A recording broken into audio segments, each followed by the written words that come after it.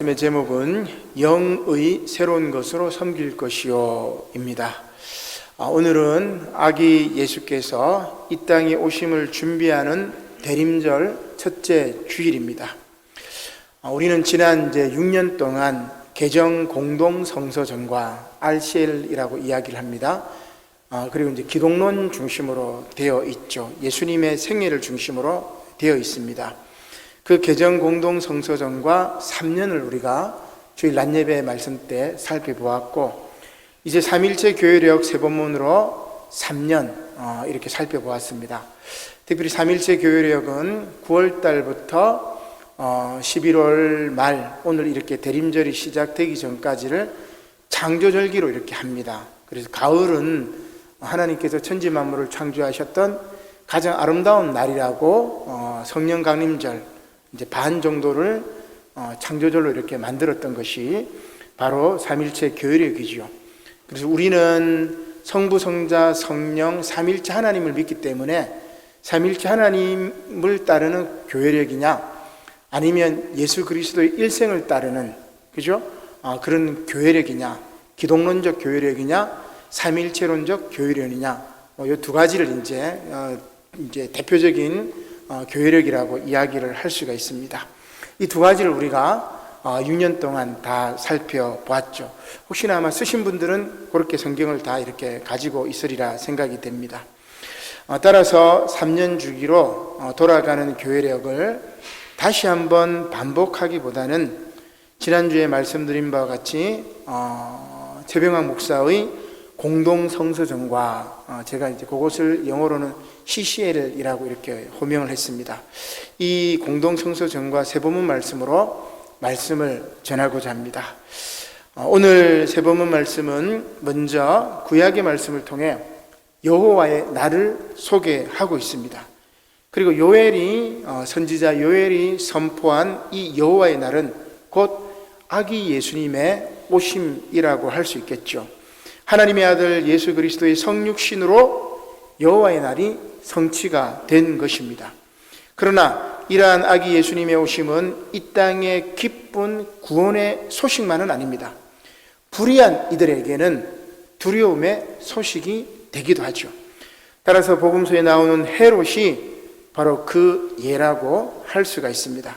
결국 이것은 예수님을 율법의 조문으로 문자로 가두어 버렸던 유대인들과도 같은 그런 모습이라고 할 수 있습니다. 사도 바울은 로마서에서 이것을 잘 지적하죠. 그래서 사도 바울이 뭐라고 이야기하죠? 오늘 세 본문의 제목처럼 영의 새로운 것으로 섬기라고 이야기를 합니다. 이렇게 대림절 첫 주를 맞아 율법의 조문, 곧 문자에 얽매이지 말고 새로운 영으로 변화가 되어서 아기 예수님을 영접하는 저와 여러분들이 되시기를 주님의 이름으로 간절히 축원합니다. 먼저 구약의 말씀을 보겠습니다. 요엘서 말씀은 베드로 사도가 오순절 성령 강림을 이야기하면서 인용을 하죠. 그래서 신학적인 가치가 한층 높아졌다고 볼 수가 있습니다. 오순절 성령 강림 사건은 요엘서의 여호와의 날에 대한 예언이 부분적으로 성취된 것이기 때문입니다. 요엘서의 예언은 하나님의 아들 예수 그리스도의 성육신으로 또 오순절 성령 강림 사건으로 말미암아 부분적으로 성취가 되었습니다. 그리고 성취되지 않은 나머지 부분은 예수 그리스도께서 영광스러운 모습으로 다시 재림하실 때 완전히 성취가 될 것입니다. 오늘 본문 말씀은 세계에 대한 심판, 요엘서 3장 9절로 17절 말씀이죠. 그리고 오늘 본문 말씀인 축복의 약속 18절로 21절 말씀으로 이어져 있습니다. 앞서 말씀드린 하나님의 아들 예수 그리스도의 성육신으로 여호와의 날이 성취가 될 것이라는 그런 말씀이죠. 먼저 이제 심판에 관한 말씀입니다. 이제 이번 주부터는 화면에 말씀을 띄우지 않습니다. 그림도 이렇게 띄우지 않습니다. 제가 보니까 대부분 이렇게 영상 촬영하는 교회들 보니까 이렇게 설교자만 이렇게 하더라고요, 보니까. 그리고 요 스크린까지 같이 띄우면 작고 또 이제 화면이 이렇게 잘 흐리더라고요. 그리고 이제 중요한 것은 이 얼굴이 아니에요, 그죠? 제 얼굴이 아니고 제가 선포하는 하나님의 말씀이기 때문에 또 화면에 여러분 이렇게 띄우면은 분산이 되더라고요.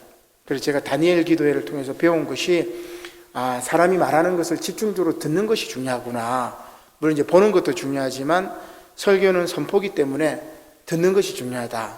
그래서 수요일도 제가 이제 칠판을 쓰지 않습니다. 말로서 이렇게 이제 하는데 여러분들이 이렇게 자꾸 들으려고 하고 또 이렇게 들으면서 생각하고 또 써왔으니까 이 말씀의 뜻이 뭔지 궁금해하고 그렇게 이제 하시면은 굉장한 은혜가 되리라 생각됩니다. 자, 그리고 말씀을 이렇게 볼 때는 성경 말씀 여러분 보시면 돼요. 본인이 이제 쓰셨던 성경 말씀을 보시면 되겠죠. 자, 요엘서 3장 14절 말씀에 보니까 사람이 많음이요 심판의 골짜기에 사람이 많음이요. 심판에 관한 이야기를 하고 있죠. 심판의 골짜기에 여호와의 날이 가까움이로다 이렇게 이야기합니다. 해와 달이 캄캄하며 별들이 그 빛을 거두도다. 여호와께서 시온에서 부르짖고 예루살렘에서 목소리를 내시리니 하늘과 땅이 진동하리로다. 아멘. 하나님께서 시온성 거룩한 예루살렘에서 부르짖고 심판하신다는 그런 말씀입니다. 그러나 하나님의 백성에게는 축복의 약속이 이어지는 거죠. 그것이 요엘서 3장 17절 하반절 말씀부터 18절까지의 말씀입니다. 그러나 여호와께서 그의 백성의 피난처 이스라엘 자손의 산성이 되시리로다. 그런즉 너희가 나는 내 성산 시온에 사는 너희 하나님 여호와인 줄 알 것이라. 예루살렘이 거룩하리니 다시는 이방 사람이 그 가운데로 통행하지 못하리로다. 그날에 산들이 단 포도주를 떨어뜨릴 것이며 작은 산들이 젖을 흘릴 것이며 유다 모든 시내가 물을 흘릴 것이며 여호와의 성전에서 샘이 흘러나와서 시딤 골짜기에 되리라. 아멘. 자, 그리고 이렇게 이제 심판의 말씀 선포하고 이스라엘 백성들에게는 구원의 말씀을 선포한 다음에 이렇게 심판과 축복을 함께 이야기하면서 말씀을 이렇게 끝맺게 됩니다. 악을 행해서 심판을 받을 애굽과 에돔은 멸망을 당할 것이고 유다와 예루살렘은 영원히 살 것이라 선포하고 있는 것이죠. 이것이 3장 19절 이하의 말씀이죠. 그러나 애굽은 황무지가 되겠고 에돔은 황무한 들이 되리니 이는 그들이 어떻게 했기 때문에 그렇습니까? 유다 자손에게 포악을 행하여, 그죠? 무죄한 피를 그 땅에 흘렸음이니라. 유다는 영원히 있겠고 예루살렘은 대대로 있으리라. 그러니까 에돔과 애굽과 같이 이스라엘 백성들, 유다 백성들, 하나님의 자녀들을 피 흘리게 만들었던 악한 이들은 우리 이제 복음서에는 헤롯 왕으로 대표가 되겠죠. 그들은 심판을 받을 것이지만 그러나 하나님의 백성 유다와 예루살렘은 영원히 있겠고 대대로 있을 것이다. 그렇게 이야기를 하고 있습니다. 내가 전에는 그들의 피 흘림 당한 것을 갚아주지 아니하였거니와 이제는 갚아주리니 여호와의 날, 심판의 날, 아기 예수님이 다시 오시는 날, 예수님께서 다시 재림하시는 날에는 갚아주실 것이다. 이렇게 이제 얘기하시는 거죠. 이는 여호와께서 시온에 거하시기 때문이로다. 아멘. 그렇게 요엘서는 이렇게 이야기를 하고 있습니다. 핵심은 이렇습니다. 유다 자손의 피를 흘린 애굽과 에돔을 심판하러 하나님께서 시온상 거룩한 성 예루살렘에 거하시겠다는 것이죠. 이것은 앞서 말씀드렸지만 아기 예수님께서 이 땅에 오심으로 또한 부활 승천하신 후에 오순절 성령 강림 사건으로 시작이 된 것입니다. 이렇게 요엘의 약속이 이제 이 땅에 아기 예수님께서 오심으로 다시 한번 반복이 되는 거죠. 그러나 아기 예수님의 오심은 이 땅에 기쁜 구원의 소식만은 아닙니다. 애굽과 에돔과 같이 부악을 행하여 무죄한 자의 피를 흘린 이들에게는 어떤 소식이 되죠? 두려운 공포의 소식이 됩니다. 바로 헤롯 왕과 같은 불의한 권력자 같은 이에게 그렇습니다. 그것을 오늘 복음서가 잘 보여줍니다. 마태복음 2장 1절의 말씀이죠. 헤롯 왕 때에 예수께서 유대 베들레헴에서 나셨다고 이야기합니다. 그러자 동방으로부터 박사들이 예루살렘에 와서 이렇게 물어봅니다. 유대인의 왕으로 나신 이가 어디에 계십니까? 우리가 동방에서 그의 별을 보고 그에게 경배하러 왔습니다. 그러자 헤롯 왕과 온 예루살렘이 듣고 소동했다고 했습니다. 난리가 났다는 말입니다. 메시아가 이 땅에 오셨는데 난리가 난 겁니다. 소동했다는 말은 좋지 않게 생각했다는 말이죠. 왕이 모든 대제사장과 백성의 서기관들을 쫙 불러 모읍니다. 헤롯 왕이. 그리고 물어봅니다. 야, 메시아가, 그리스도가 어디에서 나겠느냐? 이렇게 물으니까 대제사장과 백성의 서기관들이 이야기를 합니다. 유대 땅 베들레헴입니다. 이는 선지자가 그렇게 기록했습니다. 베들레헴은 다윗의 고향이죠. 이 구약의 예언을 이야기합니다. 유대 땅 베들레헴아, 너는 유대 고을 중에서 가장 작지 아니하도다. 내게서 한 다스리는 자가 나와서 내 백성 이스라엘의 목자가 되리라. 다윗에 대한 예언이기도 하지만 이거는 메시아이신 예수 그리스도에 대한 예언이기도 하죠. 메시아가 오신다, 그리스도가 오신다. 그러니까 헤롯은 난리가 난 겁니다. 야, 내가 지금 왕인데 어떤 왕이 지금 나타난단 말이냐. 그래서 헤롯이 어떻게 하죠? 거짓말로 동방박사들을 깹니다. 마태복음 2장 7절입니다. 헤롯이 가만히 박사들을 불러가지고 물어봅니다. 별이 나타난 때를 자세히 묻고 베들레헴으로 이렇게 보내면서 이야기를 하죠. 가서 아기께 대하여 자세히 알아보고 그 아기를 찾거든 나에게 구하여 나도 가서 경배하게 하소서. 이렇게 동방박사에게 이야기하는 거죠. 마침내 박사들이 길을 떠나 별의 인도대로 아기 예수님께서 나신 곳에 다다릅니다. 그리고 아기 예수님께 경배하고 예물을 드리죠. 이제 헤롯에게 돌아가서 아기가 있는 곳을 알려줘야 됩니다. 그러나 마태복음 2장 12절에 보니까 그들은 꿈에 헤롯에게로 돌아가지 말라 지시하심을 받아 다른 길로 동방으로, 고국으로 돌아가 버린 겁니다. 물론 이제 이 이후의 일은 여러분들 잘 아시겠죠. 헤롯이 박사들에게 속은 것을 알고 어떻게 합니까? 베들레헴과 그 근처에 태어난 혹은 2살 아래 모든 아이들을 다 죽여버립니다. 그죠? 대량 학살이 일어났죠. 성탄절은 아기 예수님은 태어나셨지만 아기 예수님 또래 아이들이 피 흘림을 받은 아주 폭력적인 날이라고 할 수 있습니다. 메시아를 영접하지 아니하고 메시아를 받아들이지 않는 어둠의 세력들, 악한 세력들은 예수님이 다시 오시는 것을 결코 바라지 않는 거죠.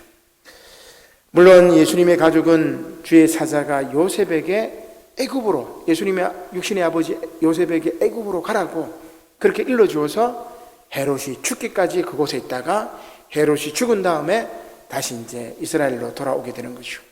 이렇게 이 땅에 생명의 하나님이신 예수님께서 오셨지만 그를 죽이려고 하는 이들이 있습니다. 이것은 다른 말로 뭐예요? 생명을 짓밟겠다는 이들입니다. 생명을 짓밟는 이들이 있다는 말씀입니다. 지금 우리는 대림절 촛불을 켜면서 다시 예수님께서 오시기를 기다립니다. 그러나 정녕 우리는 아기 예수님을 맞을 준비가 되어 있습니까? 생명이신 아기 예수님이 아니라 허울 좋은 이 종교의 껍데기만 남기고 있는 것은 아닌가? 오늘 한국교회의 모습은 바로 허울 좋은 껍데기, 문자에 얽매여 있고 영의 새로운 것을 깨닫지 못해서 다시금 아기 예수님을 못 박아 죽이고 있지는 않는지 돌이켜 생각해 볼 수 있습니다. 사도 바울 당시에 유대인들도 그랬습니다. 사도 바울 당시에 유대인들도 그랬습니다. 예수님께서 오셨건만 율법의 묵은 조문으로 예수님을 가두어 버리는 거죠. 오늘로 치면 문자로 생명을 가두고 교리로 예수님을 묶어버린 것입니다. 따라서 사도 바울은 이렇게 외치는 겁니다. 로마서 7장 1절의 말씀이죠. 형제들아, 내가 법하는 자들에게 말하노니 너희는 그 법이 사람이 살 동안만 그를 주관하는 줄 알지 못하느냐. 자, 율법입니다. 법입니다. 잘 보세요, 여러분. 법은 그 사람이 살 동안만 그를 주관한다는 말이에요. 죽은 사람에게는 이 세상에 살아있는 법이 그를 구속하지 못합니다. 자, 그러면서 사도 바울이 예를 들죠. 남편 있는 여인이 그 남편 생전에는 법으로 그에게 매인바되나 만일 그 남편이 죽으면 남편의 법에서 벗어나느니라. 그럼 이해가 되시죠? 그러므로 만일 그 남편 생전에 다른 남자에게 가면 음녀라. 그러나 만일 남편이 죽으면 그 법에서 자유롭게 되나니 다른 남자에게 갈지라도 음녀가 되지 아니하느니라. 그럼 이해가 되시죠? 결혼의 법적 효력은 살아있을 때입니다. 살아있을 때입니다. 혹시 여러분들 중에 다시 태어나도 나는 지금 남편하고 지금 부인하고 결혼하겠어. 혹시 그런 생각을 하시는 분이 있습니까? 법적 효력은 끝났고 사랑하는 마음의 효력은 영원하리라 그렇게 믿을 수밖에 없겠다. 그죠? 결혼의 법적 효력은 살아있을 때만 가능합니다. 죽은 이후에는 그 법이 필요가 없는 거죠. 그 법에서 자유롭게 되는 거예요. 자, 이렇게 바울은 율법과 복음의 관계를 쉬운 예로 설명을 한 다음에 이렇게 권면하죠. 로마서 7장 4절의 말씀입니다. 그러므로 내 형제들아, 너희도 그리스도의 몸으로 말미암아 율법에 대하여 죽임을 당했으니, 율법에 대하여 죽임을 당하였으니, 그리스도의 몸으로. 이해가 되시죠? 그리스도께서 우리를 대신하여서 율법의 그 죄를 감당하셨기 때문에 이렇게 이제 이야기를 할 수 있습니다. 이는 다르니 곧 죽은 자 가운데서 살아나신 이에게 가서 우리가 하나님을 위하여 열매를 맺게 하려 함이라. 무슨 말씀입니까? 율법은 이제 죽었다. 요 얘기입니다. 법적 효력을 상실했다는 그런 말씀입니다. 그리고 이 일은 그리스도께서 율법에 대하여 죽임을 당했기 때문에 가능하다는 것입니다. 곧 율법의 조문에 따라 죄 없으신 예수께서 십자가에 달려 죽으심으로 말미암아 율법을 완성했기 때문에 이제 더 이상 예수 믿는 우리는 율법의 조문에 묶이지 말라는 것입니다. 사실 율법은 우리에게 하라, 하지 마라 이런 요청과 금지 명령으로 이루어져 있죠. 우리를 구속합니다. 하라면 우리가 해야 되기 때문에, 하지 말라면 하지 말라는 것 때문에 우리를 구속하는 거죠. 물론 이 구속은 우리를 살리는 선한 구속입니다. 그러나 여러분, 이 율법의 조문대로 여러분 다 지킬 수 있습니까? 하루에도 거짓말 수십 번, 수백 번 하죠. 물론 선의의 거짓말 이렇게 얘기를 하지만 우리 인간은 간사하고 뭡니까? 아주 우리 인간의 원죄성, 죄성이 있기 때문에 자기 이익을 위해서 거짓말을 하고 사기를 치고 그러면서도 부끄러워하지만 때로는 철문피가 되어서 그 부끄러워하지 않을 때도 있습니다. 우리 인간은 이 율법의 구속에 온전히 채울 수가 없어요. 율법대로 우리가 살 수가 없습니다. 율법은 죄를 알려주는 거지 그 율법을 완전히 다 지켜서 내가 하나님의 이 율법을 지켜서 내가 의인이 되는 그게 아니에요. 율법은 우리에게 선한 구속이기는 하지만 율법을 우리가 다 지킬 수 없습니다. 그래서 하나님의 아들 예수 그리스도께서 이 땅에 오셔서 죄 없는 분이시지만 십자가에 못 박혀 죽으심으로 말미암아 율법의 구속을 온전히 이루고 누구든지 예수 그리스도를 믿는 자들에게는, 누구든지 예수 그리스도를 주인으로, 주님으로, 그리스도로 믿고 의지하는 자에게는 그에게 뭐를 주시는 거죠? 진리가 너희를 자유케 하리라. 우리를 율법의 조문에서, 율법의 문자에서, 율법의 구석에서 자유롭게 하는 것입니다. 그렇습니다. 예수님은 진리로 우리를 자유롭게 하시는 거죠.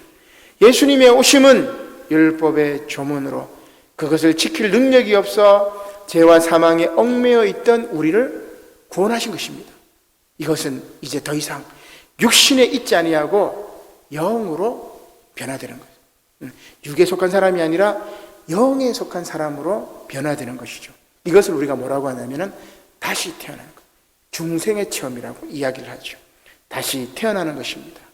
바울은 이렇게 이야기를 합니다. 로마서 7장 5절과 6절의 말씀이죠.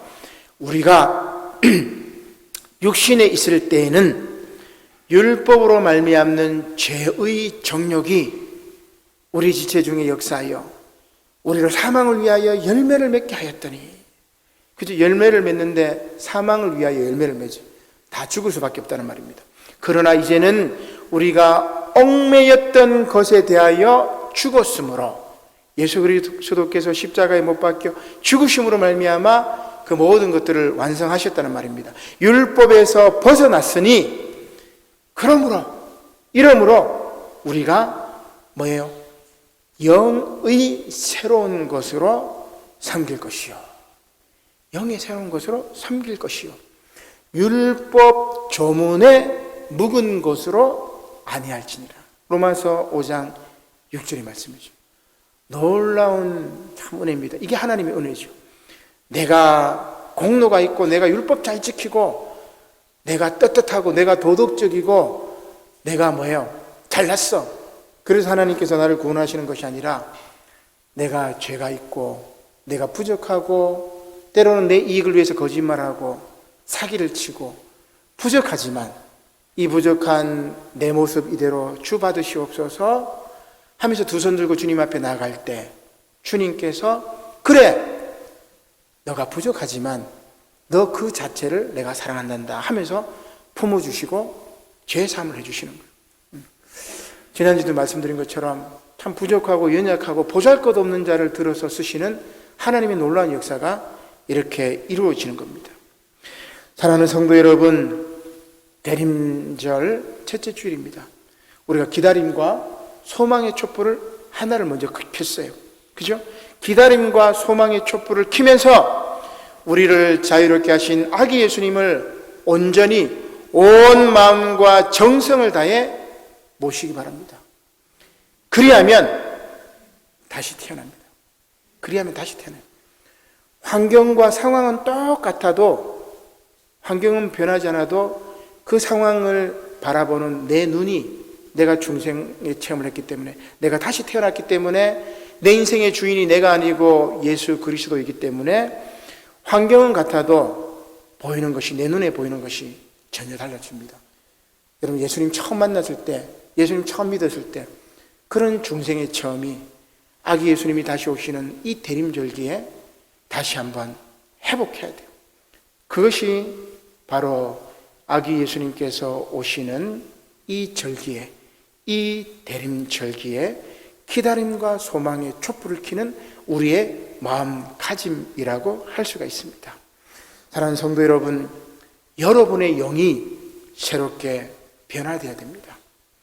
이렇게 영의 새로운 것으로 아기 예수님을 영접해야 합니다.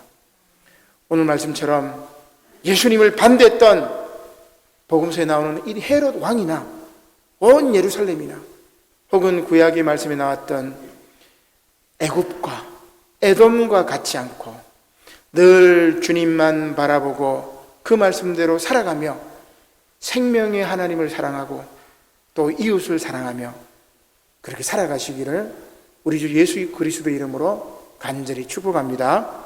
아멘. 기도드리겠습니다. 고마우신 하나님, 감사를 드립니다. 아기 예수님께서 다시 오시는 이 대림절 첫째 주일, 우리가 기다림과 소망의 촛불을 켜면서 이제 우리가 중생의 체험을 하고 예수 그리스도를 내 인생의 주인으로 영접하고 영의 새로운 것으로 주님을 맞아들이고 주님을 섬길 수 있도록 은혜 베풀어 주시옵소서. 감사를 드리며 예수님의 이름으로 기도드립니다. 아멘. 다 함께 자리에서 일어나